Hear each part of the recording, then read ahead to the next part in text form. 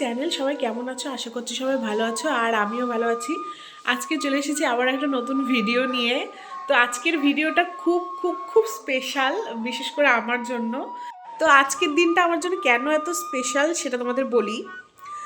আজকের দিনটা শুধু আমার জন্য নয়, মানে প্রত্যেকটা মেয়েরই জীবনে এই দিনটা আসে। আর আমি মনে করি প্রত্যেকটা মেয়ে যখন মা হয় তাদের জন্য এই আজকের দিনটা খুব স্পেশাল হয়। তো আজকে আমার 7 মাসের স্বাদ। তো আমি প্রচণ্ড মানে হ্যাপি, প্রচণ্ড এক্সাইটেড, কি বলবো, এদিকে ভয়ও লাগছে। মানে মিক্সড একটা ব্যাপার, বলে বোঝাতে পারবো না। যাই হোক, তোমরা ভিডিওটা দেখতে থাকো আর সঙ্গে থাকো।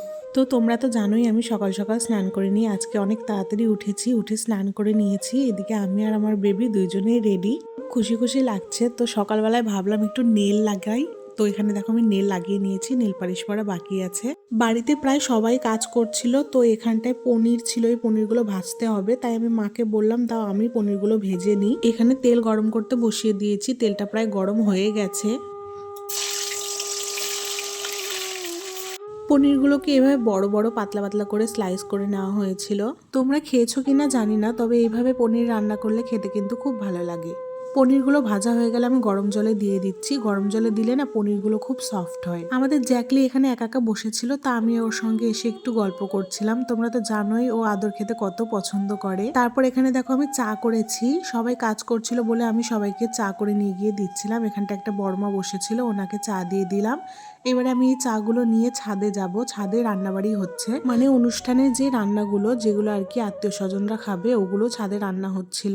আর আমার জন্য যে রান্নাগুলো হবে সেগুলো নিচে হবে। তারপর নিচে এসে আমি এখানে আলতা পরতে বসেছি। দেখো এখন তো আমি একা একা ভালো করে আলতা পরতে পারি না, তাই জন্য বোন আমাকে আলতা পরিয়ে দিচ্ছিল। আর এইভাবে পা ভরে আলতা পরতে না আমার খুব ভালো লাগে। আলতা তো পরা হয়ে গেছে, এখন আমি এখানে রেড চেরি কালারে নেল পালিশটা পরে নেব। এখানে দেখো নেল পালিশ পরাও হয়ে গেছে। তারপর দেখো এই দুটো আমার ভাসুরের ছেলে হয়, ওদের সঙ্গে একটু গল্প করছিলাম আমি।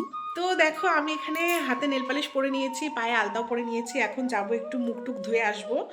এখন সাজুগুজু করবো না, একটু পরে করব। আগে এখন আমাদের মানে আসল যেটা নিয়ম, মানে পায়েস খাওয়া যেটা আসল নিয়ম, সেটা এখন হবে।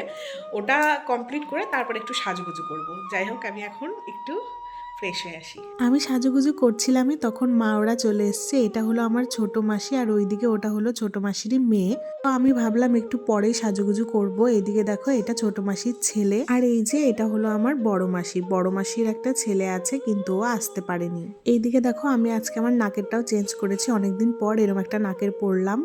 আমি এখানে এক কাপড়ে রেডি হয়ে গেছি। আমাদের মধ্যে নিয়ম আছে সায়া ব্লাউজ ছাড়া এক কাপড় পরে স্বাদ খেতে হয়। এইদিকে আমাদের জ্যাকলিও এত লোকজন দেখে অবাক হয়ে গেছে, ওও ভাবছে এত লোকজন কিসের, নিশ্চয়ই কোনো অনুষ্ঠান চলছে। আর আমি এইদিকে একেবারে রেডি হয়ে বসে পড়েছি স্বাদ খাওয়ার জন্য।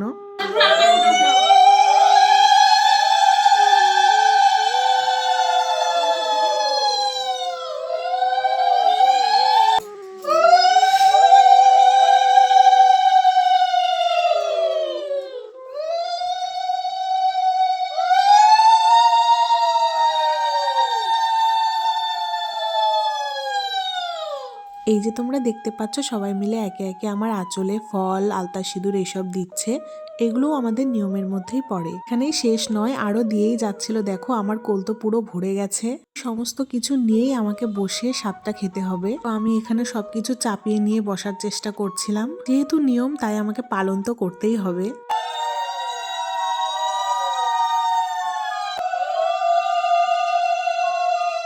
এখানে মা আমার দিদিকে ভিডিও কল করেছিল, কারণ ও আসতে পারেনি আমার সাথে, তাই জন্য ভিডিও কলেই সব কিছু দেখছিল। ও আমার বিয়ের টাইমেও আসতে পারেনি, এদিকে স্বাদের টাইমেও আসতে পারেনি। আমার কোনো অনুষ্ঠানেই ও থাকতে পারে না, এই নিয়ে ওরও মন খারাপ হয় আর আমারও মন খারাপ হয়। এবারে দেখো আমি স্বাদের পায়েসটা খাওয়া শুরু করে দিয়েছি। এখানে সবাই আমাকে বলছিল কিভাবে খেতে হবে। আমাদের মধ্যে এটাও নিয়ম আছে যে একটা বাচ্চা ছেলে আর একটা বাচ্চা মেয়ে আমার সঙ্গে আমার স্বাদের পায়েসটা খাবে। তো আমরা তো কোনো বাচ্চা ছেলে মেয়ে খুঁজে পাচ্ছিলাম না, তাই আমার ভাইকে বসিয়ে দিয়েছি। আর এখানটা একটা ভাসুরের মেয়ে এসেছিল, ওকেও বসিয়েছি। তো ওরা দুজন মিলে এখানে পায়েসটা খাচ্ছিল। আমার তো অনেক ভালো হয়েছে, কারণ এতগুলো পায়েস খাওয়া তো আমার পক্ষে সম্ভব ছিল না। এইদিকে তো আমার খাওয়া হয়ে গেছে, তারপর কিছু একটা নিয়ম ছিল সেটা করছিলাম। তারপর মাকে আমি সমস্ত আমার কোলে যা যা ছিল সবকিছু দিয়ে দিলাম। খাওয়া হয়ে গেলে এখন এই থালাটা নিয়ে বাইরে যাব। বাইরেও কিছু নিয়ম আছে, সেগুলো করতে হবে। এইখানটাতে দেখো আমাকে শিখিয়ে দিচ্ছিল বড় মা কি করতে হবে, সেইগুলোই অনুযায়ী আমি সবকিছু করছিলাম। সমস্ত কিছু হয়ে গেলে দেখো এদিকে জ্যাকলি চলে এসছে দেখার জন্য বৌদি ভাই কি করছে। এরপরেই ছিল সব থেকে ইন্টারেস্টিং ব্যাপার, যে আমি শিল ওঠাবো না মুচি ওঠাবো।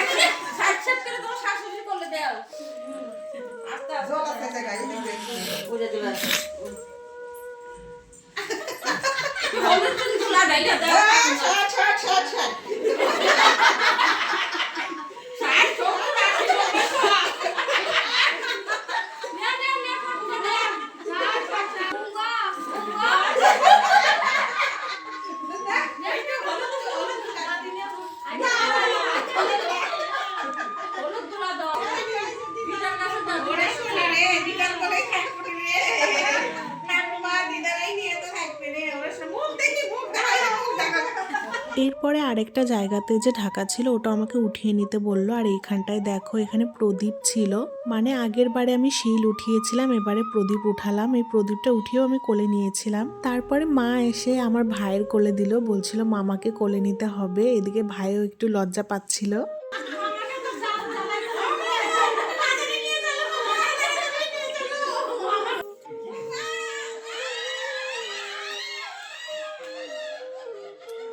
এরপরে যখন আমার বরের কোলে দেওয়া হয়েছে, ওর মুখটা দেখো কি লজ্জাটাই না ও পাচ্ছিল। সবকিছু হয়ে গেলে এখানটায় আমার মা বাড়ি থেকে নাড়ু মোয়া মুরগি সব বানিয়ে নিয়ে এসেছিল, ওগুলোই এখন সবাইকে দেবে খেতে। তারপর আমাকে একটা পান এনে দিয়েছিল, এই পানটা খেয়ে নাকি আমাকে শুয়ে থাকতে হবে। তো পানটা খেয়ে আমি একটু শুয়েছিলাম। তারপর উঠে আমি এখানটায় দেখো রেডি হয়েছি, মানে আরেকটু সাজুগুজু করেছি, সাজা হয়ে গেছে। কালকে আমার বর একটা লাল রঙের শাড়ি এনেছে, ওই শাড়িটা আজকে পরবো। তারপর দেখো এখানে সবাই আসতে শুরু করে দিয়েছে, ঠাকুমা এসেছে, সব কিছু হয়ে গেলে আমি এখানে রেডি হচ্ছিলাম। বুনুরা আমাকে গয়না পরতে একটু সাহায্য করছিল। এত লোকজন, অনুষ্ঠান, আমার খুব আনন্দ লাগছিল। এইদিকে দেখো আমি একেবারে রেডি। এই লাল শাড়িটা আমার বর কালকে আমাকে এনে দিয়েছে আজকে পরার জন্য। তারপর বাইরে এসে আমরা একটু ফটো তুলছিলাম। এখানে সবাই আমাকে শিখিয়ে দিচ্ছিল একটু পোজ নিয়ে ছবি তোলার কিভাবে তুলতে হবে। তারপর বলতে না বলতেই ওখানে আমার বর চলে এসছে। ও কি করে যে বুঝতে পেরেছে আমি ওর সঙ্গে ছবি তুলতে চাইছিলাম, তবে ও চলে তো এসছে, কিন্তু দেখো কেমন হাত গুটিয়ে দাঁড়িয়েছিল। আসলে আমার বরটা না অনেক বেশি লজ্জা পায়, এত লোকের সামনে ও এইভাবে না আনকমফোর্টেবল ফিল করে। আর এই যে ফটো তুলছে এটা আমার বান্ধবী, ও অনেক সুন্দর সুন্দর ছবি তুলে দিয়েছে আমাদের। তারপর আমি একটু বাচ্চা পার্টিদের সঙ্গে ছবি তুলছিলাম, ওদেরকে বলছিলাম এইভাবে পোজ নিতে। আমি সবার সঙ্গে ফটো তুলছিলাম বলে এখানটা জ্যাকলিন মন খারাপ হচ্ছিল, তারপরে ওকেও নিয়ে চলে এসেছি একটু ছবি তোলার জন্য। আর ছবি তোলার সময় না ও একদম শান্ত হয়ে বসেছিল।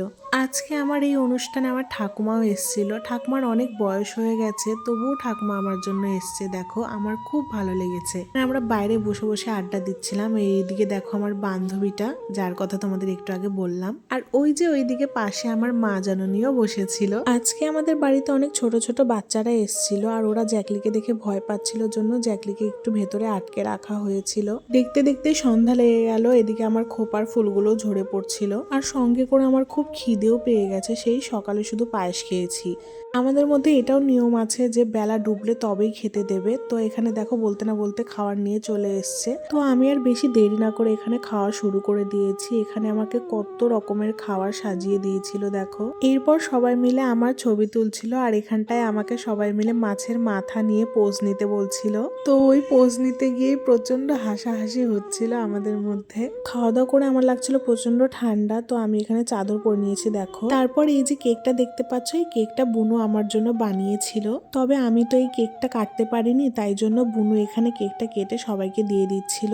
আমিও কেকটা খেয়ে নিলাম। কেকটা খুবই টেস্টি হয়েছিল। সবশেষে আমি এখানে শাড়ি গয়না সবকিছু খুলে ফেলেছি। আজকের দিনটা অনেক অনেক অনেক ভালো কেটেছে। এতক্ষণ বাদে আমার একটু রিল্যাক্স ফিল হচ্ছিল। এখন আর এত গয়না শাড়ি পরে থাকতে ভালো লাগে না। তো যাই হোক, তোমরা সবাই মিলে আমার বেবির জন্য প্রে করো, ও যেন অনেক ভালো থাকে, সুস্থ থাকে। ভিডিওটা যদি তোমাদের ভালো লেগে থাকে তাহলে অবশ্যই একটা লাইক করে দিও। আর আজকের মতো বাই, দেখা হবে অন্য কোনো ব্লগে।